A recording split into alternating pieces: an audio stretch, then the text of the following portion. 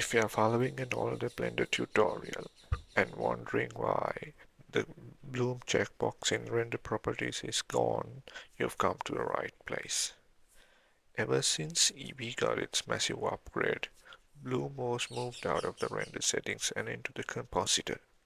The good news, it now works for both EEVEE and Cycles. But the bad news is it's a bit more complex to add bloom effects in Blender. Without any further ado, let's get started.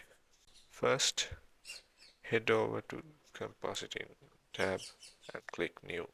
Then press Shift A and search for bloom